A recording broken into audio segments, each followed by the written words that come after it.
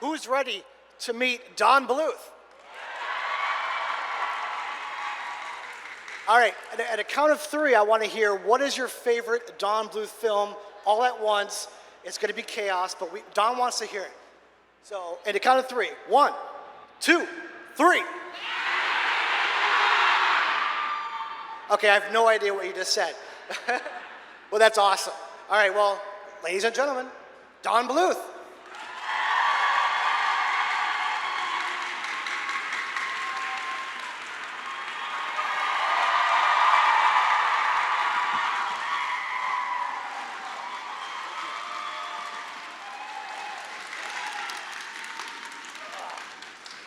Hello, hello. Well, this is a great audience. Look at this. This is a very, very noisy crowd, but you smell good. So I got a sensitive nose. You really do smell good. There's a lot of echo in this room, isn't there?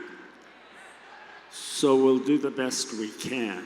Can you understand him, though? Okay, good. All right, well, let's kick it off. So, Don, I guess a lot of people, when they come to your booth, they ask you this question. What is your favorite film of your own? I think it was Friendly Persuasion. That's a joke. No, my favorite film of all was the first one we made, which was Secret of Nim. And why is that? I think it's because no one was standing there telling you, you can't do that, you can't do that, the audience won't like that. So what it really was is that we were free to do whatever we felt. And that was a good feeling. And so Nim has a lot of the things that I really felt deeply in it, where American Tail, although it's a great movie, Steven Spielberg was right there watching. So it's a little different, but notice that every movie I've ever made is about finding your home. Every one of them. The one, Secret of Nim is about that. Land Before Time is about that. So is every movie. Thumbelina, Where's My Home? Yeah. So it's all that. So I'm anxious to know what's in your heads and what you think and feel. So why don't we do questions? Well, they wanted us to ask you a couple of questions about your career. So, all right. I know a lot of you guys know that he worked for Walt Disney himself when Walt Disney was alive. So can you tell us about like the atmosphere or what it was like to work for Walt Disney when Walt Disney was still alive? I think of that whole experience in Burbank working at the Disney studio. I compare it to something like in the legend of King Arthur when there was a place called Camelot. And everything seemed so perfect. And I remember when I drove to work from Santa Monica, California, over into Burbank, I would drive over Laurel Canyon Boulevard just singing. It was so happy, and I was so thrilled to be there. And as soon as you walked into the studio, the whole place was like a dream. And it was all about making a picture that was the most beautiful thing you could make and had nothing to do with politics. It had nothing to do with judging other people. It was just really creating something beautiful. And I remember the first drawing that I made, it was for a man called John Lounsbury. And anyway, I made my first in-between drawing. Now, in-between is the lowest form of life. So there you are trying to put a drawing in between someone else's good drawings. So I remember I made a drawing. It was the first one I made, and then I gave it to the animator, and he says, okay, it's good. I said, what does that mean? It means it's going in the movie. My drawing is going into the movie? Yes, he said. And the feeling you got from just being part of something bigger than self, something that was thrilling, gave you goosebumps. And I used to sing all the way home and sing all the way to work with the windows rolled up. Well, some of his history that is not really well known is that when he came back from Argentina on his mission, he worked for Filmation on a few shows for Filmation. Can you tell us about the shows you worked on and what it was like to work on TV animation? Well, the experience when I worked at Filmation was really interesting because I knew I could draw. I had been drawing my whole life long. I knew it was easy for me. So basically, I was seeing how much money I could earn. And that's when I actually stumbled on a little book that said that if you believe something, you can make it happen. So my challenge was, if I would look in the mirror and say to myself, I am the richest man in the world, it would come to pass. I said, I don't believe that. But I tried it. And so I'd go into work at Filmation. My boss, Don Christensen, would stand behind me and watch me draw. And he didn't know this, but I was saying into the mirror, I am the richest man in the world. So he came in one day and gave me a raise, about $50 a week raise. And then I said, it's a coincidence. So I tried again. And then what happened is after a while, you know, it just got more and more and more. I kept trying it and trying it. And one day he walked into my room. She said, I don't know what you're doing, but I can't give you any more raises. You're making as much as I make. So I was making, and this is going to sound silly, I was making $500 a week clear back in those days, back in the 70s.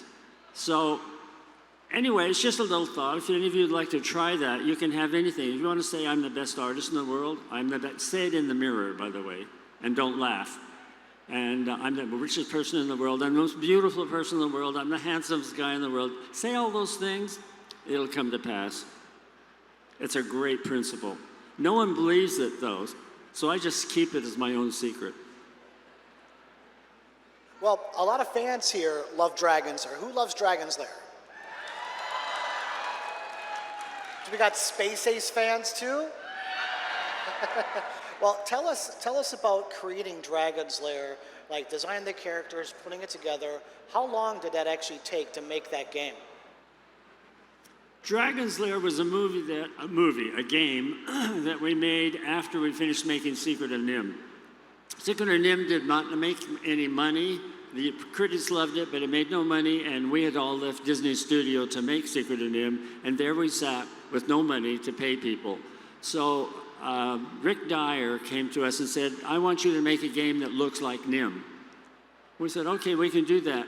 And we didn't give it any importance at all. We kept saying, well, this is just something to keep the money coming in, but who the heck cares about a game? And so I told Gary Goldman one time, I said, Gary, you know what? I think everyone will forget our movies, but they'll remember Dragon's Lair the game. And I don't know why that is, because we weren't paying as much attention to the animation. We weren't trying to do something that would, you know, knock people's socks off.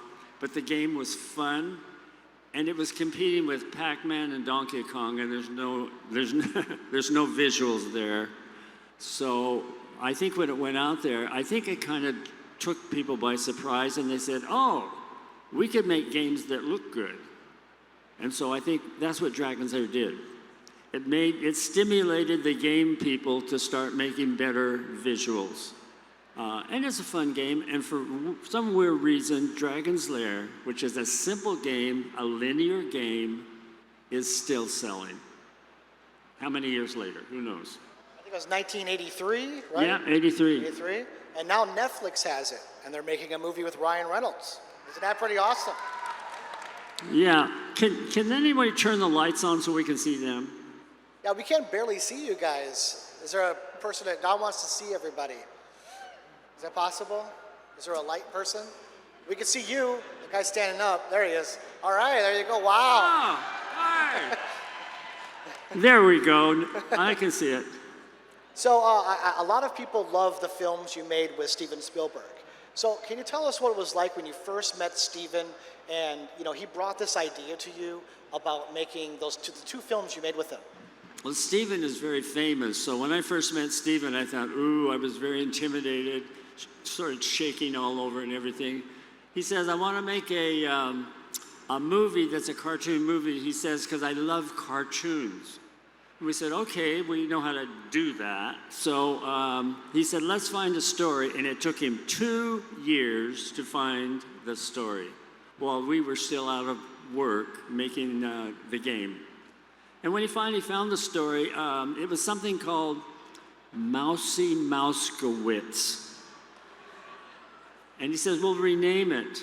And he said, we'll name it my grandfather's name, which was Fievel. And then as we started making this game, he says, you go ahead and board the game, storyboard it, and then show me your storyboards. If I agree, then make the game. But I'm going to give you money, and I'm going to give you time. Make me a game I can be proud of that I can put my name on. And that was basically it. Okay, so what are you That won't happen nowadays, by the way. what are you currently working on right now? Working on right now? Yeah. Trying to stay well.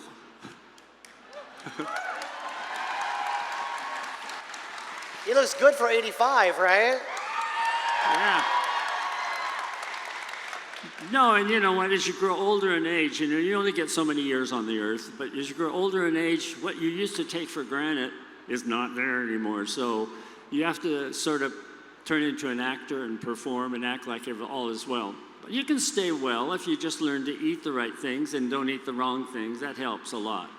But right now, as I get up into 85, I think I'm going to live about 10 more years. I've been reassured of that. But still, I think it's time in my life to take all the things I've learned from the great masters at Disney's and everything that I know about 2D animation and try and pass that on.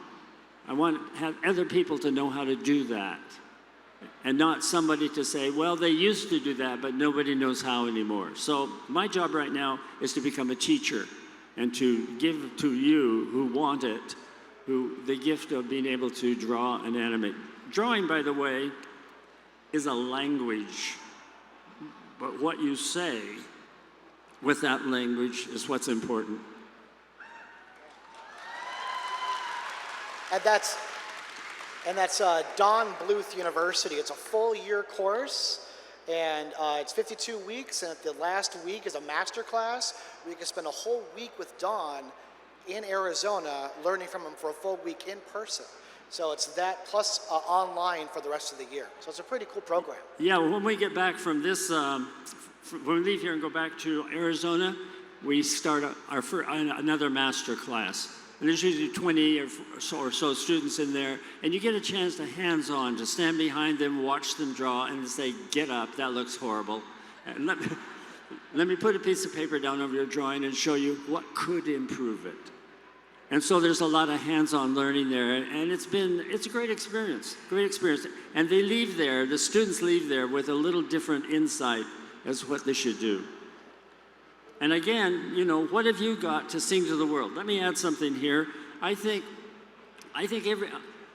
don't believe necessarily that we have to say everybody is special. Some aren't more special than others, but they are unique. Every person is unique and has something that she has to give.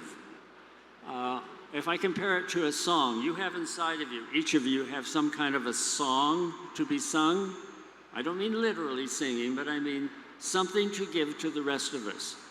And if you live your whole life long and never figure out what that is, then all of us lose out. Somewhere you have to sing your song. That's important.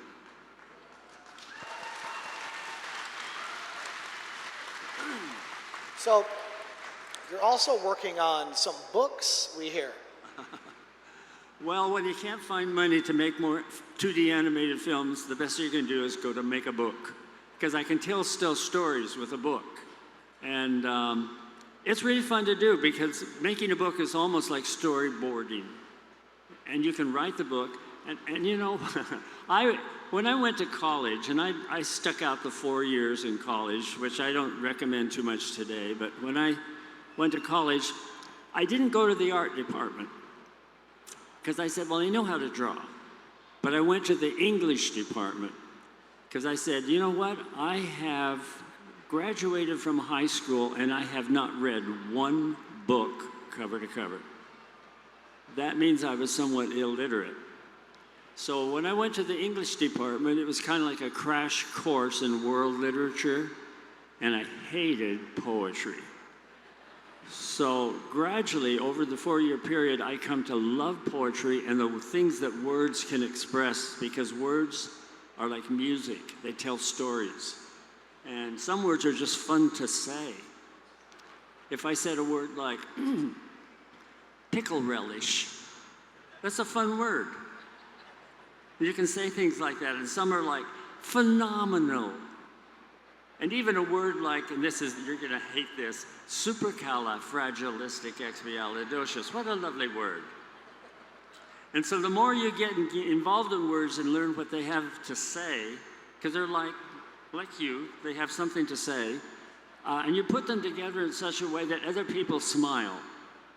It's good. So the English department taught me something. I barely made it through there because you have to have a lot of brains to go through there. But I got through it just fine with a B+, so I'm fine.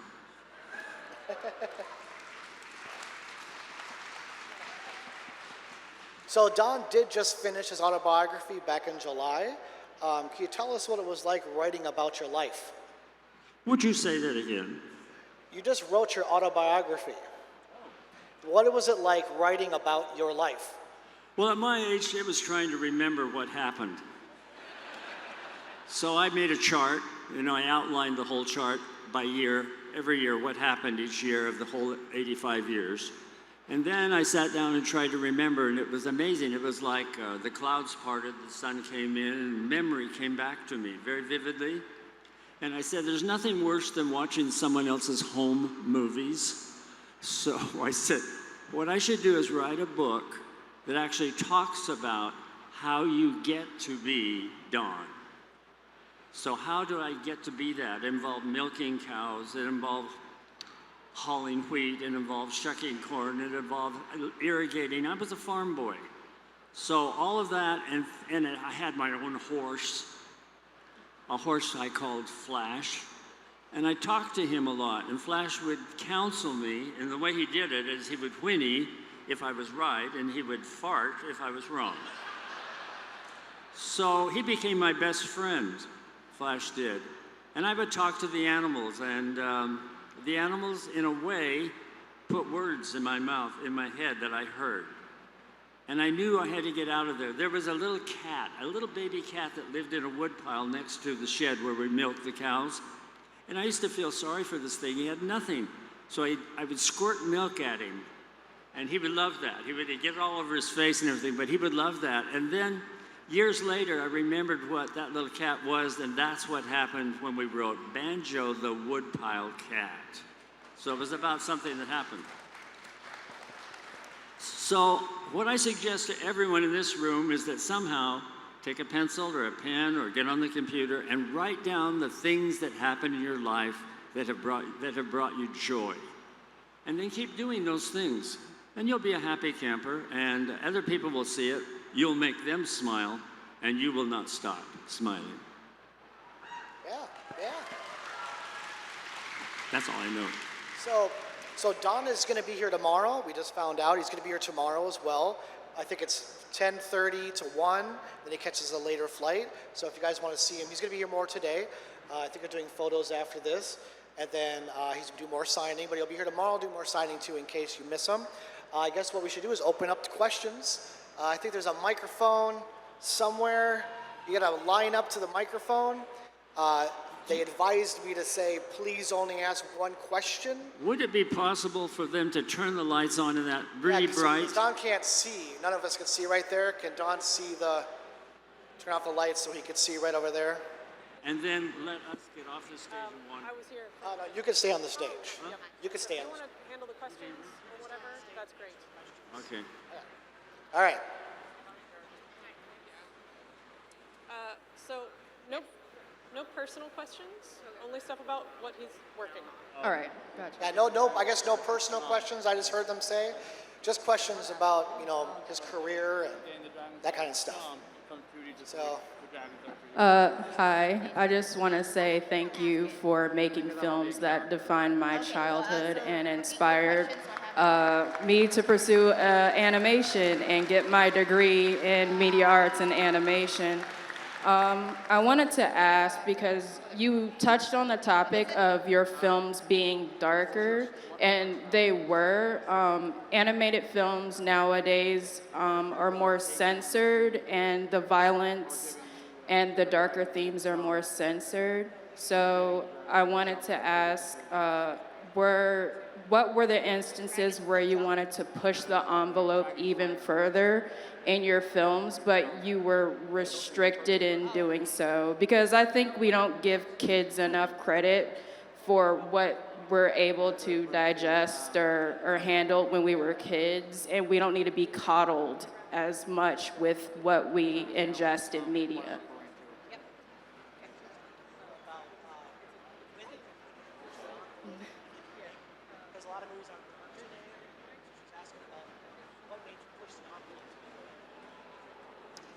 When we made The Secret of Nim, I remember that there's a dark side that I have in me that I want to see the really bad villains.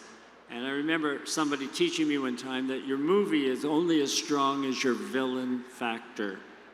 So I said, okay, and Jenner became it. And so I started to say, you know what we did in the movie, in the beginning of it, we took those hands that are showing the amulet, and we covered them with warts to make them really look strange and weird. And then we had another moment when Sullivan threw a dagger and hit Jennifer in the back and killed him. And I remember our backers came to us and said, now you've done it. He says, no one's gonna watch this film. It's too scary. And I said, yes, but without the scary, we can't show you safe. So you have to have the opposites in all things.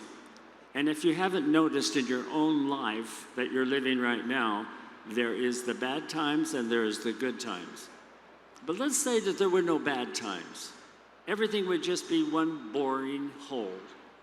But it seems to me that by having evil, that makes the good all the more delicious, doesn't it?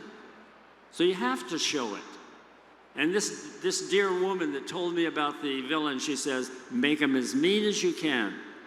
For example, you couldn't make Snow White today. It's about a woman who gets so jealous of somebody else's beauty that she turns herself to a witch and goes out and murders the girl.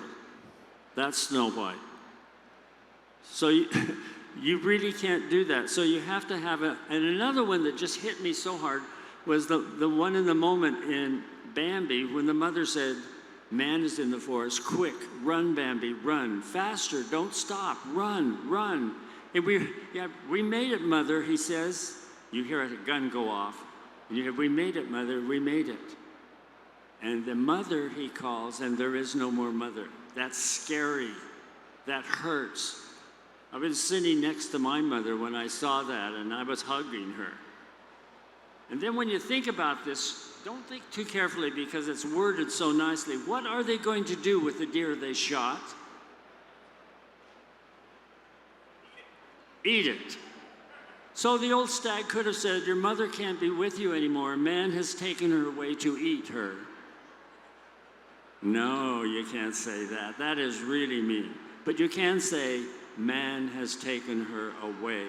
Come with me, my son. So that is a scary, scary moment for me. I was crying. And yet at the same time, there was Mom right there. So the good and the evil has to be shown. Nowadays, everybody's so afraid they're going to scare away their audience that they only say stupid one-liner jokes or bathroom humor, even worse. But they don't want to offend anyway, so they don't do anything offensive, so there's no evil. Anyway. All right, next up. Thank you.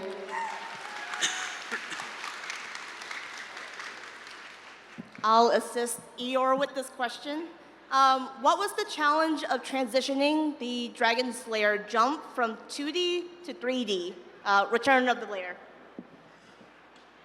What was? Well, when we made Dragon's Lair 3D game, Yeah. we're saying what was like transitioning from 2D to 3D. You made the 3D game. The 3D game Dragon's Lair, I really had nothing to do with it. The first Dragon's Lair movies, we made 2 Dragon's Lairs and 1 Space Ace, and I was really on top of what I thought would be funny, you know, because it had humor. And if we're going to show people die, it seems to me that we have to do it in a funny way. So we called them the death scenes. And we did it funny. When it came to, somebody else came and took over and decided they were going to make Dragon's Lair 3D, like 3D was something magical, only they left out all the humor. So what happens, it was no longer entertaining. So I went to them and I said, guys, it's not funny, it's not entertaining, and so no one's going to watch it. And not very many people did. Thank you, Eeyore.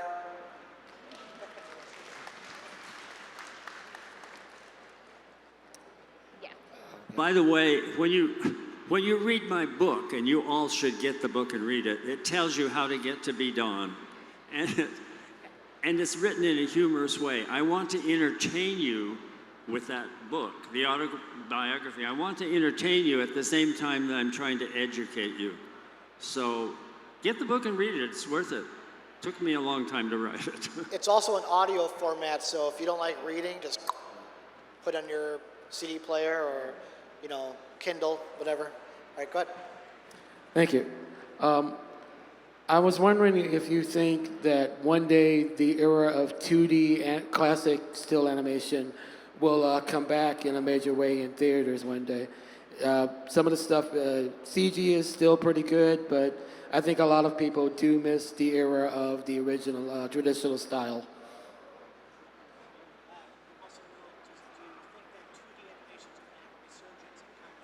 Absolutely. Absolutely. It'll be one of you that do it. It will have 2D animation does not look like 3D animation. It's its own art form. And the colors, you know, and the characterization of the characters is so unique. And over there, when you get into the 3D world, it begins to look a little plastic to me. And the writers who write the 3D thing, some of them just get too cute. And so there's no message in the movie. It's just simply a series of jokes. And when you walk out of the theater, you walk home empty-handed. They gave you nothing.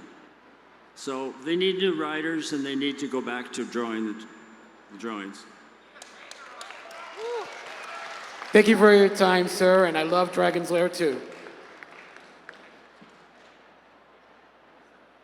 Hello.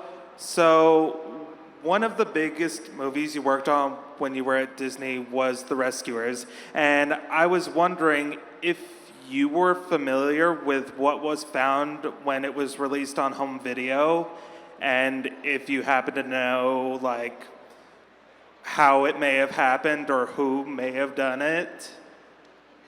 You talk about the Easter egg? The window? flyby and you miss it, you know, the picture of the woman. Yeah.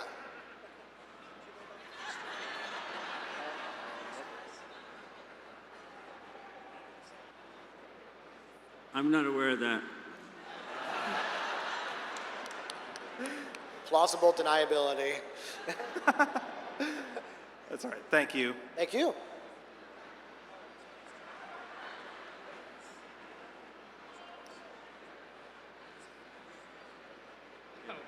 Hello.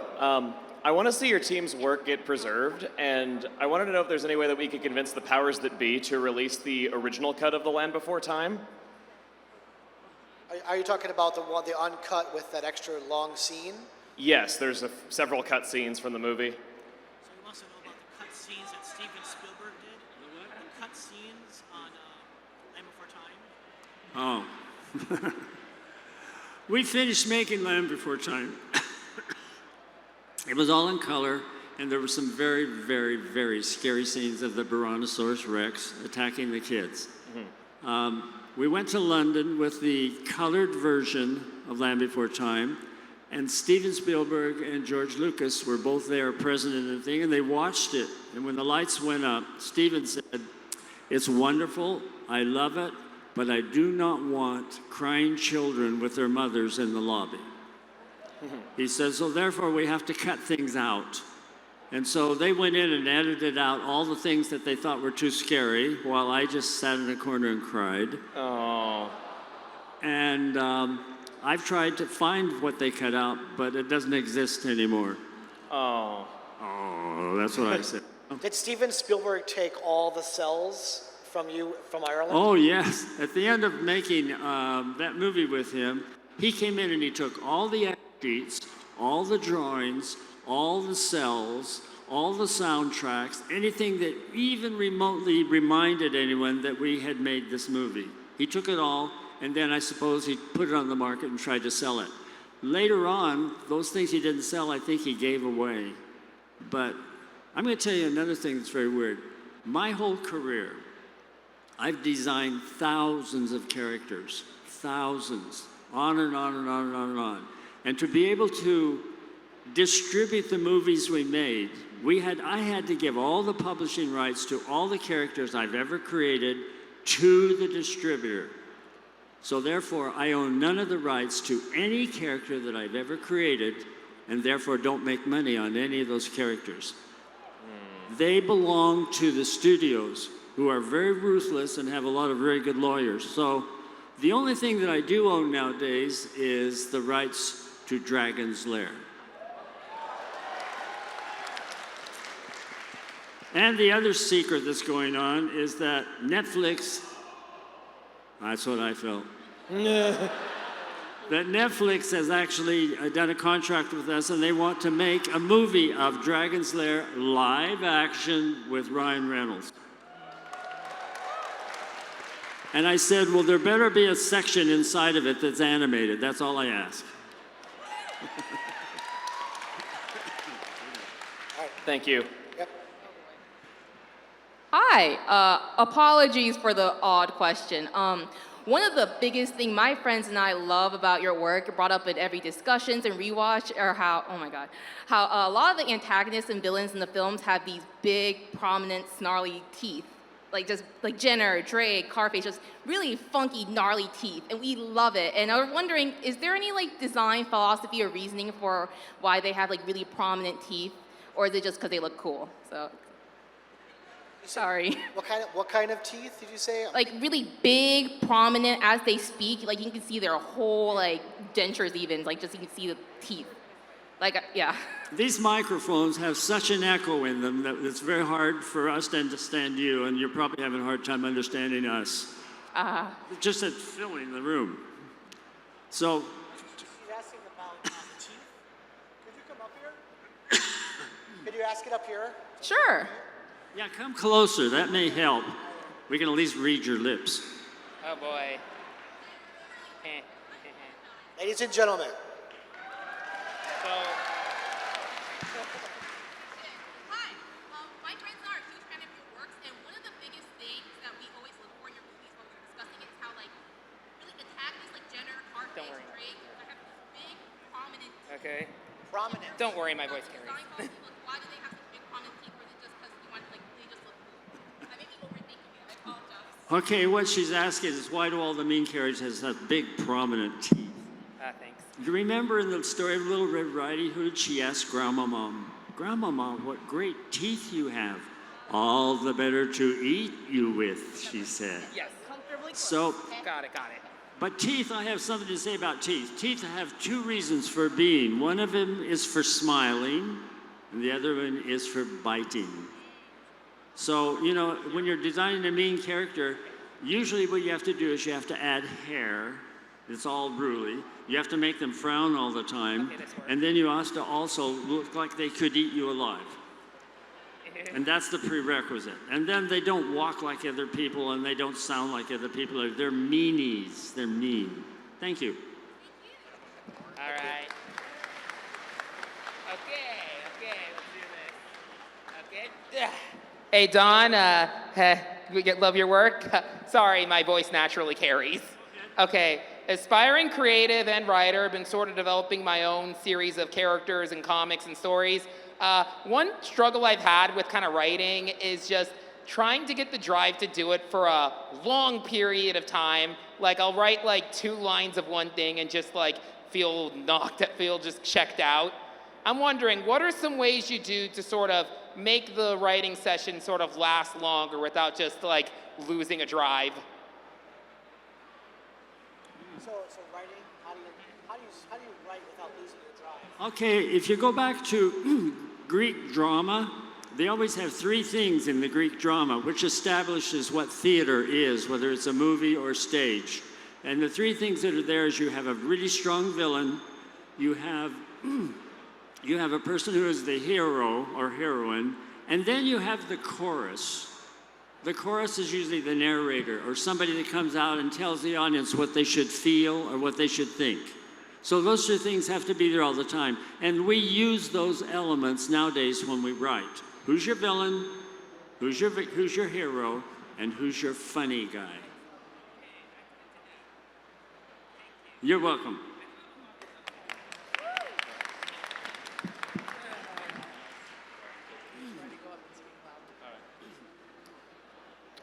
Hello.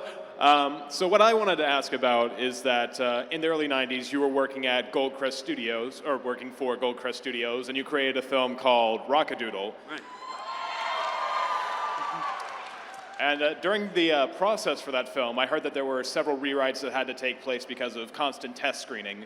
So I wanted to know, like, what might have been some of the biggest changes that had to be made over the course of, like, appeasing the studio. Things had to change.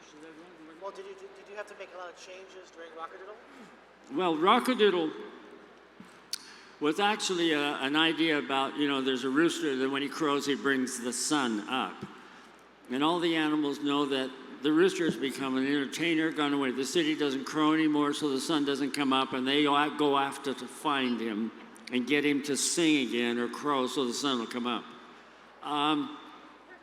So we decided at some point, and this was a big change, we were just doing a rooster story until someone said, why don't you make it Elvis Presley? Yes. And then it got fun. And actually, when you listen to the soundtrack, the chorus that backed up Glenn Campbell, that sang with Glenn Campbell, was the same group of guys that worked with Elvis. Really? And so they were there in the room. Dumb old me, I didn't know to appreciate that at the time. But I don't know, they were amazing. And Glenn Campbell played guitar like nobody's business, and his voice, he even went there and tried to sound like Elvis. So we started making the rooster look like Elvis, sound like Elvis, walk like Elvis, and the whole thing took on a great new look and it was something we just stumbled onto. That happens all the time. There's an old saying that you start off to make a movie, and then the movie tells you how to make it. Wow. Thank you. Hi again, Mr. Don. Hi there. Hi. I just wanted to ask you, have you shown your grandchildren any of your films? And if so, what are their favorites? Well, they what grandchildren? I just assumed, I guess. That's what happens when you assume. Just so he can have one. Thank you. I think that if there were grandchildren, they would like the same films I like. Very nice. Which is Secret of NIMH is my favorite film. And then I think recently Anastasia became really fun to do. Yep. Because it's a story that tells something significant to you. For example, most of us are in rags for the younger part of our life. We have no money, we don't have great clothes, we don't even take care of ourselves, and if we bathe once a week, we're lucky. Or if we have a bed to lay down, we're lucky. So it's rags. But the whole story of life is rags to riches. And as you grow and mature, what will happen is you will begin to trade in the rags for something wonderful. And that's the theme of Anastasia, rags to riches. She doesn't even know who she is. But I think as you watch this unfold, if you're really, really good, you should see yourself in her. You are lost. You don't know where you came from. You don't know why you're here on the earth. You don't know why you were even born. And you maybe don't like the way you were born. And suddenly you have to figure out how to go to riches. There's a great poem by Wordsworth I learned in the English department, one of the few poems. I was about to say. And it goes like this. He says, life is but a forgetting. We all come from some distant star, trailing clouds of glory, and then we try to remember where we came from. And that really touched my heart when I heard that. That's what it's about. And the movies that I make are about that. Thank you very much for coming.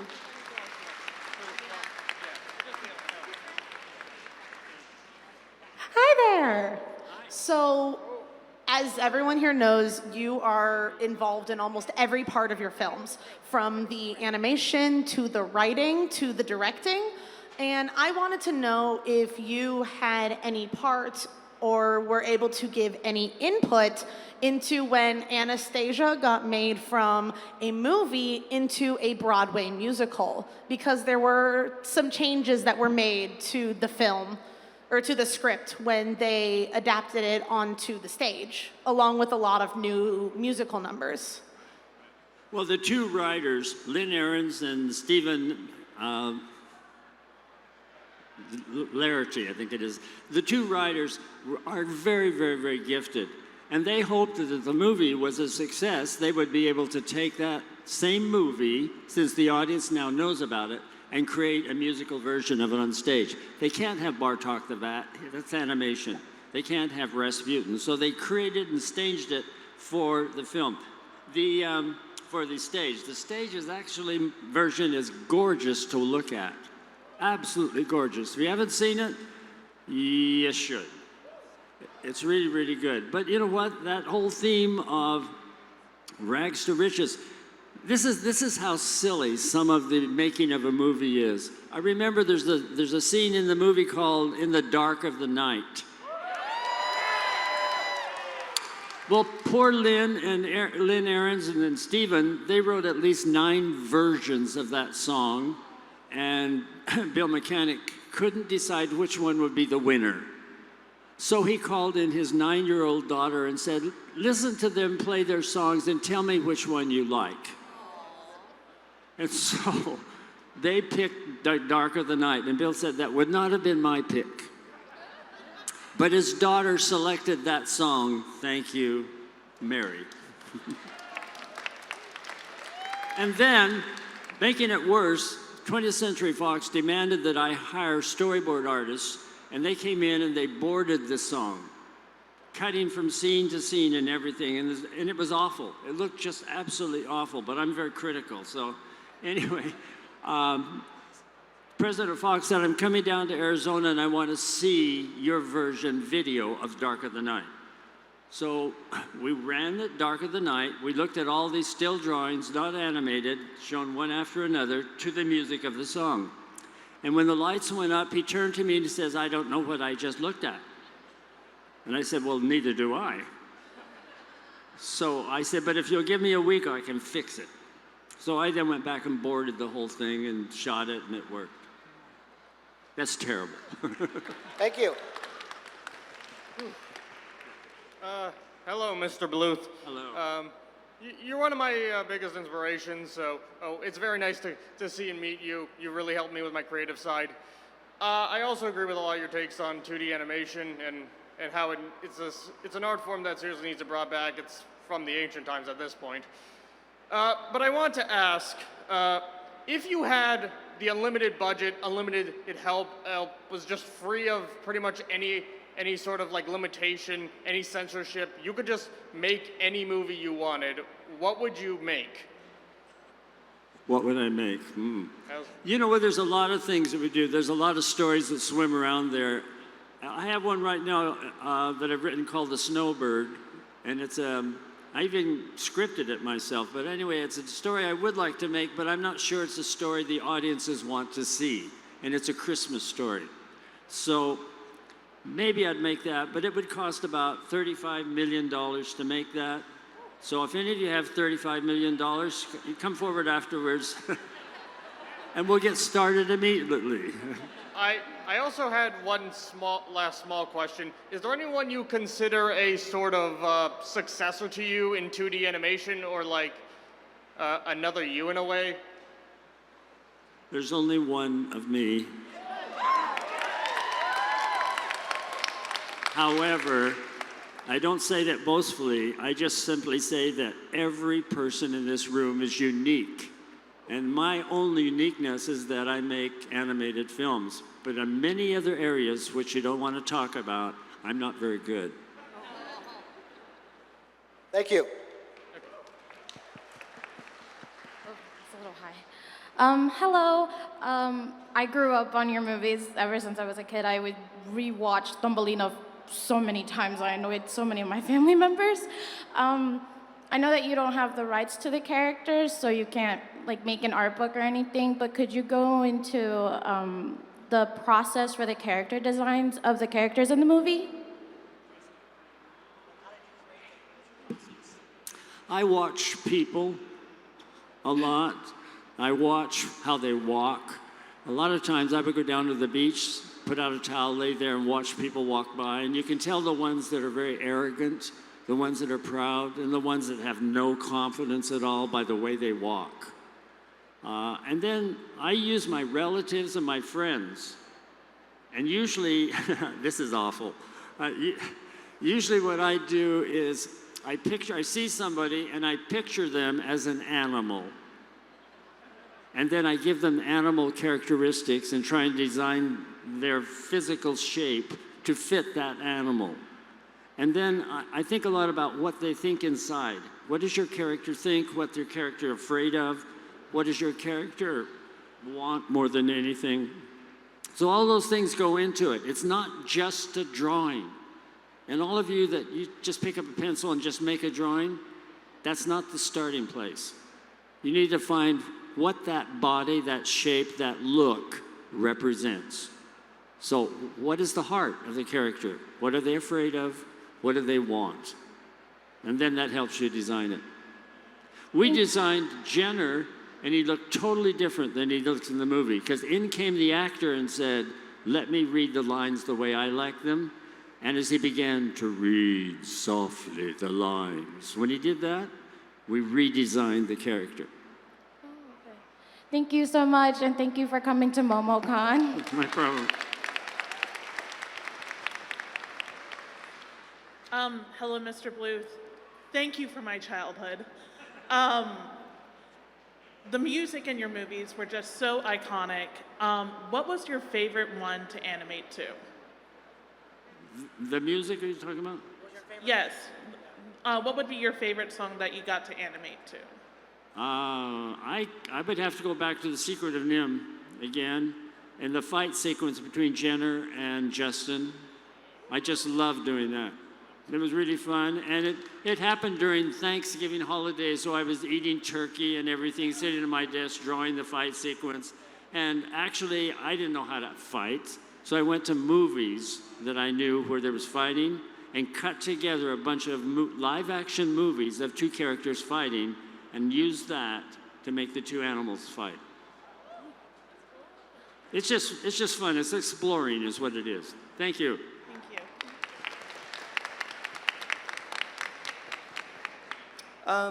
Hello.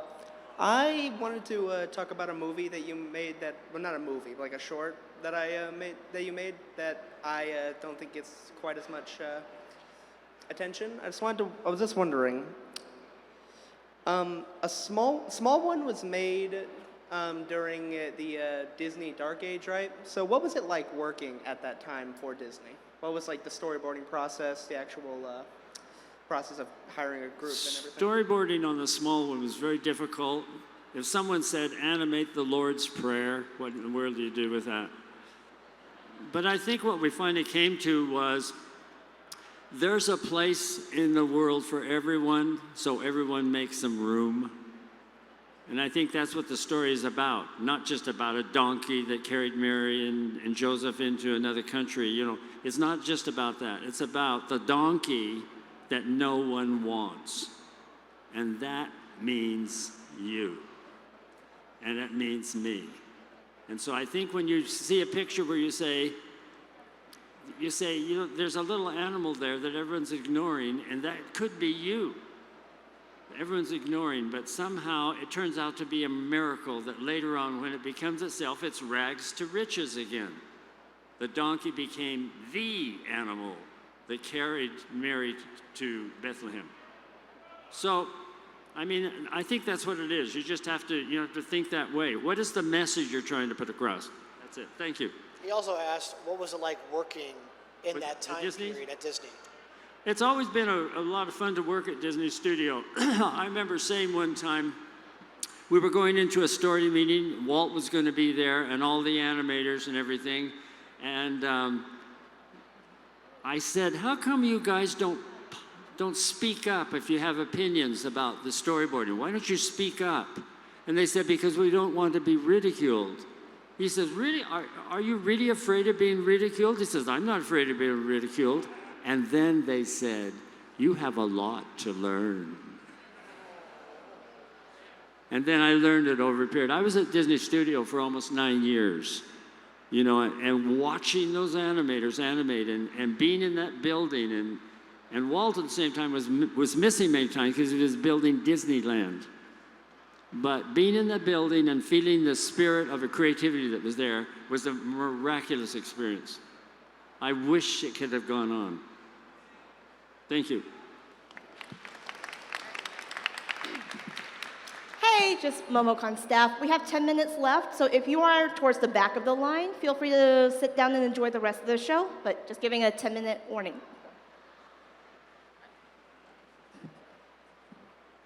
Hello.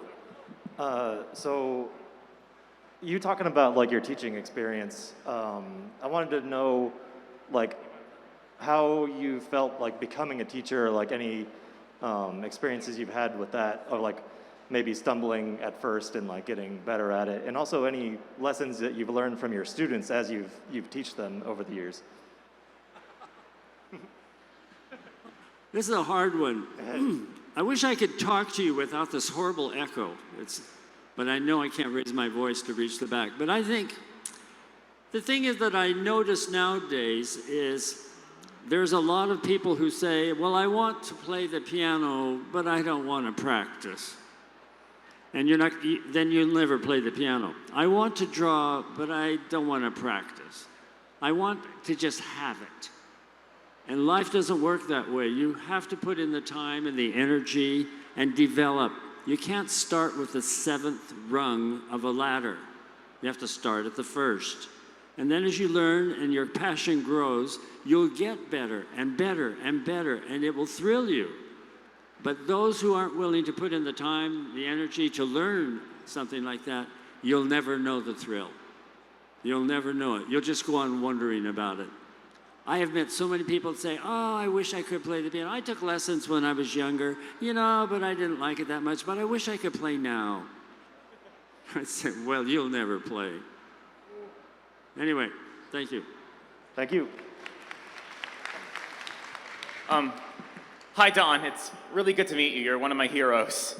Okay, so I'm actually a 3D animator, but I would really love to get into hand-drawn animation one day, so I want to attend Bluth University someday. But I'm not really good at drawing, but your answer to that guy kind of answered my question. I really want to get good at drawing so I can get the most out of DBU.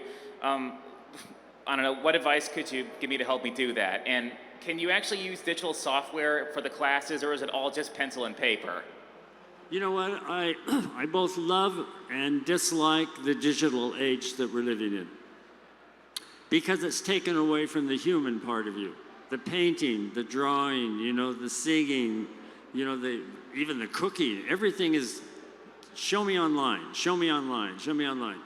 But I do think this, though, that learning is a slow experience, and you've got to be willing to want it. And if you want it, it's yours. You can have it. It's like the little story. Go to the mirror and say, I am already the greatest artist in the world. I am a great storyboard artist. If you start saying those things, the universe will take care of it. You will then start developing into it, and it will move you to rehearse, to practice, to learn. And that's the joy of living. And if you don't do that, then it's withheld from you. That's the sadness of life. What's the saying? Every artist has 10,000 bad drawings in them. So just think about, you'll do 10,000 bad drawings before you get to a professional level. It's a very common saying within the animation community. Yeah. Okay, you're right. Thank you, Don. I hope I can see you again someday. Oh, you will. You will.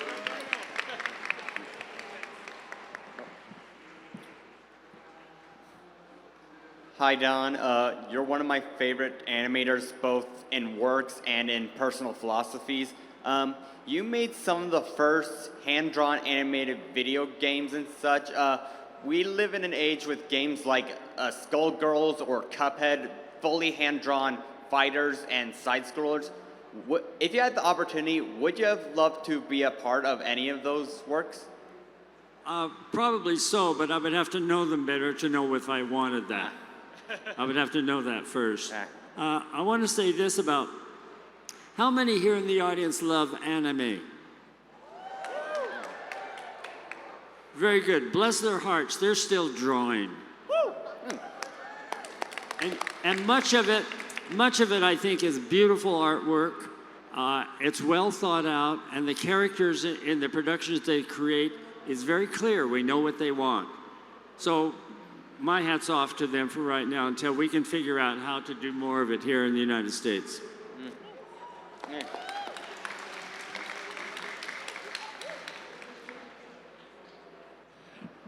Howdy, Don. Me, and I'm sure a number of people here, helped kickstart the Dragon's Lair movie. And I'm wondering if, since it's not being made in traditional animation, what ideas or things did you want to do with the story for the Dragon's Lair movie? We've written several scripts for a Dragon's Lair movie. But the key to the Dragon's Lair movie is financing, number one. And if you can finance the movie, then that means somewhere in there you can get serious about what the movie is going to say. Now, what is Dirk? Dirk is a everyman. He's not very smart. He just keeps swinging until he defeats the enemy. And what does he love more than anything? Like most male figures in our society, you know, all it takes is a lovely, lovely, lovely shape to walk by them, and they just go crazy and they lose their head. Well, we made the first Dragon's Lair for those teenage boys that were in the arcade. Simple as that. And then when someone said, make a movie, I said, wait a minute. Daphne can no longer be an airhead. Daphne has to have substance, so it changes everything. So it depends on who your audience is. A movie audience, you need to go up in understanding and age. The arcade boys that are in the arcade, whatever. All right, last question. All right. So first, just want to say thank you very much for including Dom DeLuise in so many of your projects. Introduced me to him and so many other people he worked with, like Burt Reynolds and such. My question for you is, have you seen any works recently that you would really point to as being groundbreaking or innovating in animation? You've always been very candid and honest about your opinion, and I just wanted to see what you've seen lately that's been interesting. What's your contemporary favorite? The one about the Christmas elf. Yeah, I think probably one that I looked at recently that I really, really made my ears go up was Klaus. That is amazing, yes. That's so good. Yeah, but I think what happens again, once again, if I go to the 3D world, I saw Up and I like the story. But you know, most of the things, I don't even go to them anymore. Because I go in there to sit there and they all look alike and they don't have anything to say and there is no story, but they say, look at me, aren't my animations great? And I'm not interested in that. They don't have that human element as much. No, the human element is gone. 3D.